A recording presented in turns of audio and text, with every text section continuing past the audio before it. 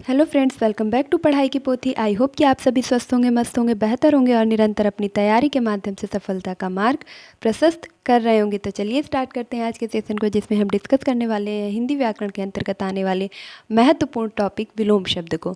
यह विलोम शब्द आपके सभी प्रतियोगी परीक्षाओं लाइक आप TET, super TET, KVS, PRT, DSSB, UP police, SSC, GD, railway, NTPC, इसके साथ साथ बिहार शिक्षक भर्ती सभी के लिए बेनिफिशियल होने वाले हैं। तो वीडियो को बिना स्किप किए अंत तक ज़रूर देखिएगा। इससे पहले कि अगर आप चैनल पर नए हैं तो फटाफट से इसे सब्सक्राइब कीजिए, बेल आइकन को प्रेस कीजिए ताकि आगे आने वाली वीडियो की सभी नोटिफिकेशन आप तक पहुंच सकें। आज का जो हमारा पहला प्रश्न है वह है कि अनुरक्ति का विलोम शब्द क्या होगा। ऑप्शन ए है आसक्ति, बी है विरक्ति, सी है उक्ति और डी है विज्ञप्ति। तो आई होप कि आपने सही उत्तर का चयन अवश्य कर लिया होगा।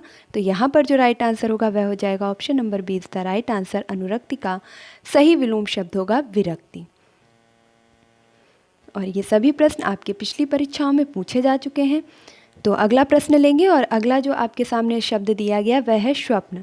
और स्वप्न का विलोम शब्द क्या होगा। ऑप्शन ए है निद्रा, बी है जागरण, सी है ध्यान और डी है मनन।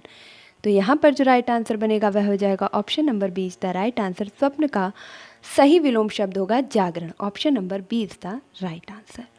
नेक्स्ट प्रश्न की तरफ बढ़ते हैं और अगला आपके सामने कुछ इस प्रकार दिया गया है कि निम्नलिखित में से विलोम शब्दों की दृष्टि से एक युग्म गलत है।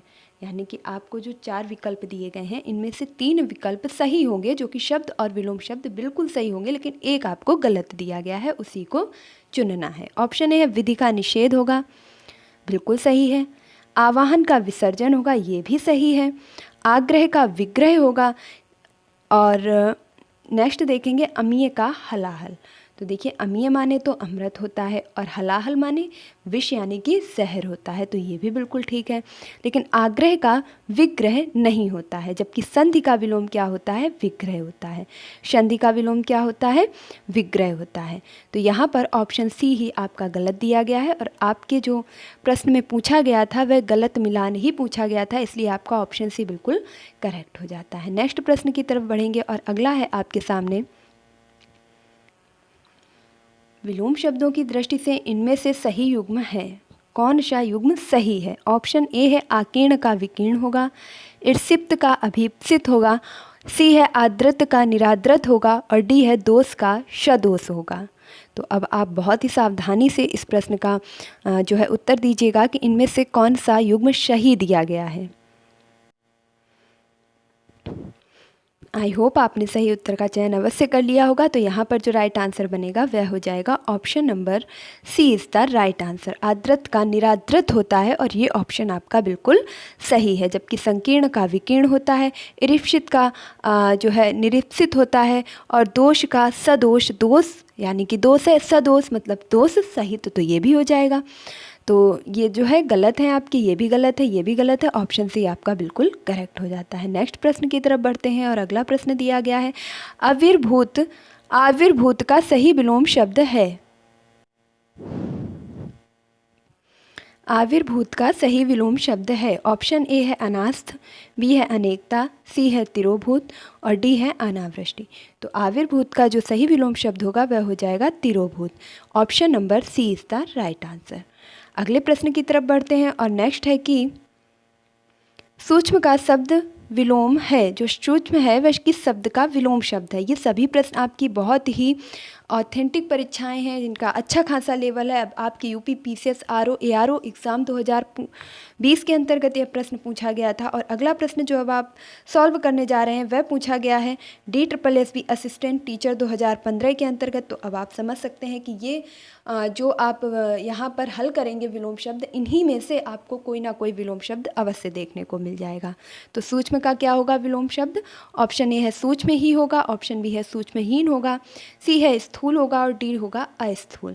तो यहाँ पर राइट आंसर क्या हो जाएगा, सूक्ष्म का विलोम शब्द स्थूल होगा। सूक्ष्म में छोटा और स्थूल में बड़ा। अगले प्रश्न की तरफ बढ़ेंगे और नेक्स्ट है कि सुस्ती का विलोम शब्द क्या होगा। सुस्ती का विलोम शब्द क्या होगा। ऑप्शन ए है तंदुरुस्ती, बी है चुस्ती, सी है ताजगी और डी है सुस्ती विहीन। तो सुस्ती का जो विलोम शब्द होगा वह हो जाएगा चुस्ती। Option number B is the right answer. Next प्रश्न की तरफ बढ़ते हैं और अगला प्रश्न है कि मिथ्या का विलोम शब्द क्या होगा। ऑप्शन ए है आडंबर, बी है धुंधला, सी है दिखाना और डी है सत्य। तो मिथ्या यानी कि गलत और सत्य यानी कि सही। तो option number D is the right answer. मिथ्या का जो विलोम शब्द होगा वह सत्य हो जाएगा। अगले प्रश्न की तरफ इसी क्रम में बढ़ते हुए और बिना जो है एक भी सेकंड अपना व्यर्थ किए हुए सिर्फ to the point question and answer के इसी स्पीड में चलते रहेंगे। और अगला है कि अथ का विलोम शब्द है। ऑप्शन ए है अंत, बी है इति, सी है अर्थ, डी है अध। तो इति और अथ ये क्या है, एक दूसरे के विलोम शब्द हैं। तो अथ का विलोम हो जाएगा इति। Option number B is the right answer. अगले प्रश्न की तरफ बढ़ेंगे। शोषक शब्द का विलोम शब्द चुनिए। शोषक का विलोम शब्द चुनिए। ऑप्शन ए है शोषित, बी है पोषक, सी है पोषक, ऑप्शन डी है पोषित। तो यहाँ पर थोड़ा सी कन्फ्यूजन हो सकता है, संभल के उत्तर कीजिएगा। शोषक का जो विलोम शब्द होगा option number B is the right answer, पोषक हो जाएगा। शोषक यानी कि हमारा शोषण करने वाला, पोषक यानी कि हमें पालन करने वाला, हमारा पालन करने वाला, रक्षण करने वाला। तो ऑप्शन बी बिल्कुल करेक्ट हो जाता है। अगला शब्द दिया गया है हर्ष शब्द के लिए 4 विकल्प दिए गए हैं, सही विलोम शब्द का चयन कीजिए। ऑप्शन ए है खेद, बी है वेदना, सी है दुख और डी है विषाद। तो यहाँ लगभग अगर बात की जाए कि वेदना मीन्स भी एक कष्ट और दुख की ही स्थिति है, दुख माने तो दुख है ही। विषाद यानी कि यह भी एक दुख की स्थिति है। खेद ये एक पश्चाताप की स्थिति बन जाती है। तो यहाँ जो हर्ष का उपयुक्त विलोम शब्द होगा, एक आपने ये चीज़ अच्छे से पहले से समझ रखी होगी कि जब भी हमसे विलोम शब्द की बात की जाती है तो दिए गए शब्द यदि तत्सम में है तो हमें उसका विलोम भी तत्सम में ही ढूंढना होता है, और अगर तद्भव है तो उसका विलोम भी तद्भव में ही ढूंढना होता है। और ऐसा भी हो सकता है कि आपको कोई शब्द तत्सम में दे दिया जाए और विकल्प में आपको जो उसके विलोम शब्द दिए गए होंगे वो तत्सम में भी दिया गया होगा और तद्भव में भी। तो तत्सम का विलोम शब्द हमें तत्सम भाषा में ही चुनना होता है। तो यहाँ पर राइट आंसर हो जाएगा option number D is the right answer. हर्ष का विलोम शब्द होगा विषाद। ऑप्शन डी बिल्कुल सही हो जाएगा। अगले प्रश्न की तरफ बढ़ेंगे और उससे पहले कुछ निर्देश यहाँ पर दिया गया है कि निम्नलिखित में दिए गए प्रश्न के विलोम के लिए 4 विकल्प प्रस्तावित हैं, उचित विकल्प का चयन कीजिए। सेम पैटर्न है। अगला शब्द है आपके लिए अविश्वास। अविश्वास का विलोम शब्द क्या होगा? ऑप्शन ए है श्वास, बी है विश्वास, सी है संतोष और डी है उच्छ्वास। तो option number B is the right answer. अविश्वास का जो विलोम शब्द होगा वह विश्वास हो जाएगा। अगले प्रश्न की तरफ बढ़ते हैं। नेक्स्ट दिया गया है शब्द उदय, और उदय का विलोम क्या होगा? ऑप्शन ए है अस्त, बी है लाल, सी है भासित और डी है बलिष्ठ। तो option number A is the right answer. उदय का विलोम हो जाएगा अस्त। अगला शब्द दिया गया है पुण्य, और पुण्य का जो विलोम शब्द होगा वह हो जाएगा ऑप्शन ए है दोष, बी है असंगति, सी है पाप और डी है पीड़ा। तो पाप और पुण्य ये क्या है? एक दूसरे के विपरीतार्थक यानी कि विलोम शब्द हैं।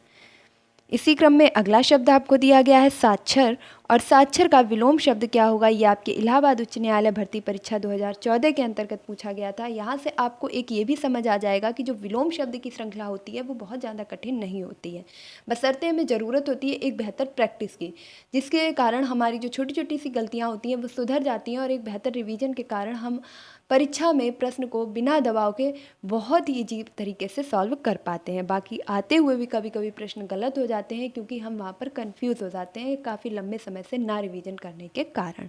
तो यहाँ पर साक्षर का विलोम क्या हो जाएगा? अशिक्षित, अनपढ़, सुरक्षर, निरक्षर। तो साक्षर का निरक्षर। Option number D is the right answer. अगला प्रश्न है आपके सामने, और अगर मैं कहूँ कि सबसे ज़्यादा और बार बार पूछा जाने वाला प्रश्न, यहाँ पर तो एक ही परीक्षा का जिक्र किया गया है, लेकिन कई परीक्षाओं में ये जो प्रश्न है कई तरीके से पूछा जा चुका है। तो उद्धत का विलोम शब्द क्या होगा? ऑप्शन ए है विनय, बी है अवनत, सी है अनुदार और डी है विनीत।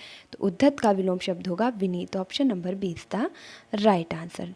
नेक्स्ट शब्द आपके सामने है आरोह, और आरोह का जो विलोम शब्द होगा वह होगा अवरोह, बी है क्रमबद्ध, सी है क्रमानुसार और डी है लगातार। तो आरोह का विलोम शब्द होगा option number 20 the right answer अवरोह। आपने संख्याएं पढ़ी होंगी गणित में आरोही क्रम में और अवरोही क्रम में, तो बिल्कुल वही आपके सामने है। एक होता है घटते से बढ़ते की तरफ और एक होता है बढ़ते से घटते की तरफ, तो वही होते हैं आपके आरोही और अवरोही क्रम। नेक्स्ट देखेंगे, अगला आपके सामने शब्द दिया गया है सन्मार्ग का विलोम शब्द क्या है? ऑप्शन ए है सहज मार्ग, बी है सुमार्ग, सी है अमार्ग और डी है कुमार्ग। तो सन्मार्ग का जो विलोम शब्द होगा वह हो जाएगा कुमार्ग। सन्मार्ग मतलब अच्छा मार्ग, सुमार्ग, और इसका विलोम क्या होगा? कुमार्ग यानी कि बुरा मार्ग। नेक्स्ट शब्द है कि निम्नलिखित विकल्पों में से क्रस का विलोम शब्द क्या होगा? ऑप्शन ए है हष्टपुष्ट, बी है केस, सी है भव और डी है विटप। तो विटप माने तो आपके क्या होता है? आप कमेंट बॉक्स में जरूर बताइएगा कि विटप माने क्या होता है। पर्यायवाची के अंतर्गत पूछा जाने वाला महत्वपूर्ण शब्द रहेगा। अगला है आपके सामने ये चारों विकल्प रखे हुए हैं, तो यहाँ पर जो क्रस का विलोम शब्द हो जाएगा वह होगा हष्टपुष्ट। Option number A is the right answer. अगला प्रश्न जो शब्द है वह है कि अल्पज्ञ का विलोम शब्द दिए गए विकल्पों में से चुनिए। ऑप्शन ए है अभिज्ञ, बी है अवज्ञ, सी है कृतज्ञ और डी है सर्वज्ञ।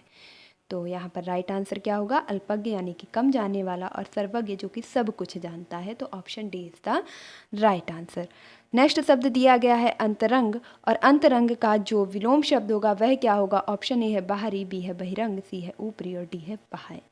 तो आंतरिक की यदि बात की जाए तो आंतरिक का हो जाएगा बाह्य, ऊपरी की बात की जाए तो नीचे का जो है ऊपरी हो जाएगा, और बाहरी यानी कि अंदर का बाहर, जबकि अंतरंग का क्या हो जाएगा? तो अंतरंग का हो जाएगा बहिरंग। Option number B is the right answer. इसी क्रम में अगला शब्द है कि अच्छत का विलोम शब्द क्या होगा?